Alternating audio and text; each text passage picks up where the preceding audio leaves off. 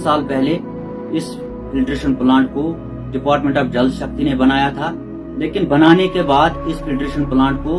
1 घंटे के लिए भी इस्तेमाल में नहीं लाया गया, जिसकी वजह मुझे लगता है अफसरान और कंट्रैक्टर जो होते हैं उनकी मिलीभगत होती है और उनकी नाकस मटेरियल, नाकस इंजीनियरिंग और नाकस कारकर्दगी की वजह से ऐसे प्रोजेक्ट बनाए जाते हैं और सरकारी खजाने को लूटने का काम किया जाता है। सीधा सवाल यह है कि अगर पहले से ही बनाए गए फिल्ट्रेशन प्लांट को अच्छे ढंग से, अच्छी इंजीनियरिंग से, अच्छे मटेरियल से बनाया गया होता तो आज ये नौबत नहीं आती, आज हमें फिर से सरकारी खजाने से पैसे नहीं लेने पड़ते। ऐसा नहीं है कि मैं इस मसले पर पहले बार बोल रहा हूँ, हालांकि मैंने इससे पहले भी कई बार कंप्लेंट्स की है इस इशू को लेकर, लेकिन ना किसी पर कार्रवाई हुई है, ना कोई इंक्वायरी हुई है। ऐसे जो प्रोजेक्ट होते हैं करोड़ों के होते हैं, लाखों के होते हैं और इन प्रोजेक्ट्स में सरकारी मुलाजमीन और कंट्रैक्टर, ये इन दोनों की मिलीभगत की वजह से लाखों करोड़ों में करप्शन होता है और सरकारी खजाने को 2-2 हाथों से लूटा जाता है। मेरा सीधा सवाल यह है सरकार से, अगर सरकार खुद दावा करते हैं कि करप्शन पर 0 टॉलरेंस है, तो क्या सिर्फ यही करप्शन है कि एक पटवारी को पकड़ा जाता है, एक क्लास 4 को पकड़ा जाता है, 400, 800, 1000, 2000 जब वो रिश्वत लेते हैं तो उनको फिर पकड़ा जाता है। इन सब चीजों की इंक्वायरी होनी चाहिए और जो मुलव्वस लोग हैं, जो कल्प्रिट्स हैं, उन पर कार्रवाई होनी चाहिए, ताकि आने वाले वक्त में जो पब्लिक का पैसा होता है उसको इस तरह से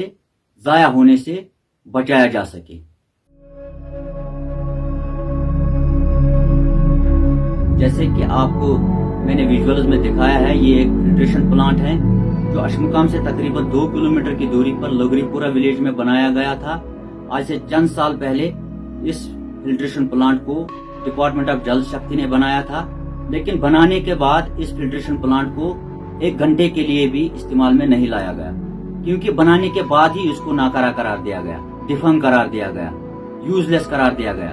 और जिसकी वजह मुझे लगता है अफसरान और कंट्रैक्टर जो होते हैं उनकी मिलीभगत होती है और उनकी नाकस मटेरियल, नाकस इंजीनियरिंग और नाकस कारकर्दगी की वजह से ऐसे प्रोजेक्ट बनाए जाते हैं और सरकारी खजाने को लूटने का काम किया जाता है। तो आज 2023 है, आज उसी जगह पर, उसी गांव में हमें और एक फिल्ट्रेशन प्लांट जो है बन रहा है, बनाना पड़ रहा है।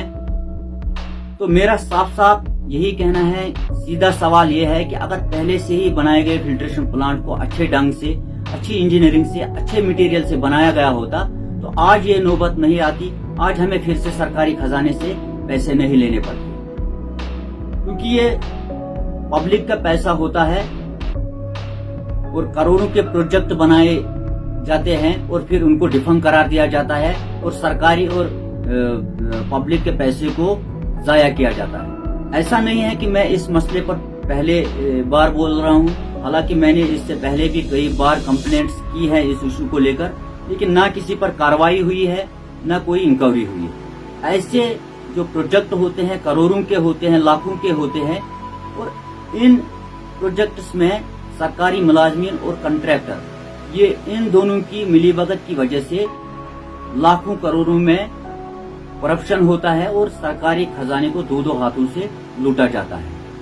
तो मेरा सीधा सवाल यह है सरकार से कि अगर सरकार खुद दावा करते हैं कि करप्शन पर 0 टॉलरेंस है, तो क्या सिर्फ यही करप्शन है कि एक पटवारी को पकड़ा जाता है, एक क्लास 4 को पकड़ा जाता है, 400, 800, 1000, 2000 जब वो रिश्वत लेते हैं तो उनको फिर पकड़ा जाता है। ये बहुत बड़ा कंसर्न है जम्मू कश्मीर में कि ऐसे प्रोजेक्ट्स में लाखों, अरबों, करोड़ों में करप्शन होता है। अब मैं डिस्ट्रिक्ट एडमिनिस्ट्रेशन और एलजी एडमिनिस्ट्रेशन से गुजारिश करता हूं कि जो ये आज से चंद साल पहले फिल्ट्रेशन प्लांट बनाया गया था, फिर नाकारा करार दिया गया, इसमें जो भी अफसरान मुलव्वस है, इसमें जो भी मुलाजिम मुलव्वस है या कंट्रैक्टर मुलव्वस है, उन सब पर कार्रवाई होनी चाहिए, उन सब पर इंक्वायरी होनी चाहिए कि इसमें कितना पैसा था, वो पैसा कहाँ गया, अगर पैसा सारा इसमें लगा, अच्छी तरीके से लगा, तो फिर डिफंक क्यों करार दिया गया? ये इस्तेमाल में क्यों नहीं लाया गया? हमें फिर से क्यों बनाना पड़ता है और एक फिल्ट्रेशन प्लांट? तो इन सब चीजों की इंक्वायरी होनी चाहिए और जो मुलव्वस लोग हैं, जो कल्प्रिट्स हैं, उन पर कार्रवाई होनी चाहिए, ताकि आने वाले वक्त में जो पब्लिक का पैसा होता है उसको इस तरह से जाया होने से बचाया जा सके।